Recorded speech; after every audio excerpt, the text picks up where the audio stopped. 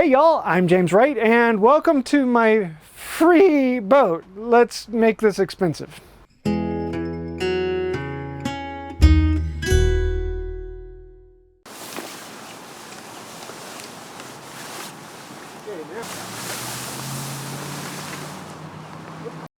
So we've got a 1987 SeaRay 21 foot. Trailer and all, it was free. So you know what that means. It's going to require a good bit of work. But wait a second, this is a fiberglass boat. Isn't this a woodworking channel? And yes, as you can see, it needs a good bit of work. All of the vinyl on every seat is cracked. Most of the floor is solid, except for this plate over the gas tank. And you can see down inside the cabin, it's okay-ish. The bimini top is, yeah, I don't think it'll just clean up. I think I actually want to replace that. But the engine runs. It's a 4.3 liter GM Mercruiser, and she actually worked well.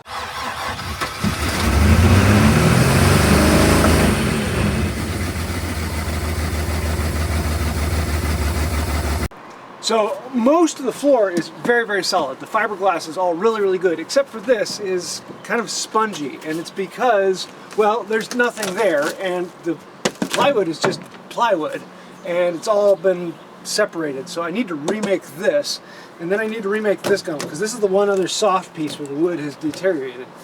But I think if I replace that and this, we might actually have something that works here. This boat was left outside for 2 years, and it was running and working in good condition right before it was then left outside uncovered. And so everything is rotted. Most of the vinyl is cracked. A lot of the wood pieces are rotted out. And I'm going to be going through this and just tearing everything out. Now, initially, I was planning on taking out the sliding seat on one side, and I thought, oh, this would be really easy because most of the time it's a block that is then mounted to the floor. In this case, it's actually fiberglassed in. It's one of the things SeaRay is known for, is being overkill with the fiberglass.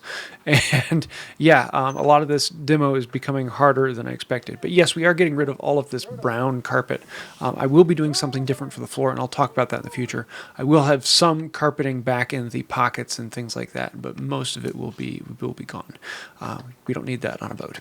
So we're going to be tearing out all of the extra stuff. Everything is going to be cleaned and then repainted, and you can see how much work this is going to be. It's a lot. There's junk everywhere, and the more we pulled out, the more we realized, hey, there are other rotted boards in here. And so all of those are going to need to be fiberglassed and rebuilt. And hey, that actually means a little bit of woodworking, right? Well, kind of. It's pretty slapdash woodworking, but we're going to have some fun with it. I'm also going to have to do a normal engine maintenance, as well as the outdrive needs a good bit of work. Most of the bellows are rotted out, and just all those things that have been sitting. There wasn't as much maintenance done on the outdrive as there was on the engine itself, and so this is actually taking a good bit. I've torn this out, and we're going to be replacing all of the rubber parts in the bellows, and here you can actually see how rotted those are. This is the exhaust bellow that came out. So if I put this in the water, it would be an immediate water entry point. So we're going to get this work done. And there's quite a bit around the engine that I'm not going to be covering in this video. If you want to see that, there's lots of good videos on those, but we're going to be basically doing a tear down on all that and rebuilding it. Now, for the fun part, we're actually going to get into cleaning, and you can bring out the pressure washer and start spraying this down and get that 2 years of gunk off of this. And I really, really enjoy this. One of the fun parts about spraying down a boat is you can spray it inside and outside, and it's all designed to get wet. And so everything can get washed down and sprayed off, and having a good pressure washer on this just makes everything very enjoyable. And I'm going to end up doing this a couple times because we are going to be repainting the whole exterior of the boat, and we're going to be putting a whole new color scheme into this. I'm trying to figure out where am I drawing the line. I think I'm going to leave the cuddy cabin alone for right now. I'm going to do the flooring into it, and then I'm going to redo the dooring in the entryway and that panel wall. And I want to keep that the wood, and I want to have a lot of fun with that. So stay tuned. There's going to be a lot of good woodworking with that coming up. I'm going to be taking out this seat on this side. We're going to have a captain's pedestal seat as well as then a cooler bench behind it. And this I thought would be pretty easy. I just come in with the vibratory saw and cut it out, but it's taking a good bit more. There are a couple other little pieces I figured I'd cut out while I had the vibratory saw, and it took me a little over an hour to get this block cut out of there, and I'm still going to have to go back through with a grinder and grind it down to get a nice smooth surface, but I still haven't done that, so yeah, this is going to be a lot of fun. Not to mention I'm probably going to have to get a Tyvek suit because it's just making a mess. For several of these wooden pieces that were rotted out, we're going to make replacements. And one of the easiest ways to get a piece of cardboard and shape it out, cut the cardboard so it slides in, and then you can take it and fit it back in. Around the outside of the box, the actual support pieces on this had rotted out. So I got a piece of white oak, and I'm going to then put that in there. I was amazed how white oak doesn't look like white oak when it's in the sunlight, especially not with oiled. And it changes color and characteristics. One of the things I love about wood is it just has so many different things to it. Fiberglass doesn't. So we can cut these pieces to go all the way around, make sure they're nice tight, and then I put in a few screws to hold them in place. We're going to come back through and fiberglass those all a little bit and seal them in. There's one other piece, though, that had a wild angle on it, so I had to take it down to the shop because I actually had to rip it lengthwise to angle as well as the angle on the end. It was just easier to do that down here. And it was nice to get away from the fiberglass and get back to the woodworking. So this is just one piece that needed to get ripped down and smoothed out, and I made it the best I possibly could. We even planed it nice and smooth, and I brought in a block plane and broke off the corners and cleaned it up and then took it out and hammered it into place. And I really just, yeah, there are some fun things about woodworking, but there are also fun things about fiberglass. I've done a lot of fiberglass in the past, and it is a very malleable surface that you can mold and remake and add to and subtract, and it's kind of interesting, but it's very annoying.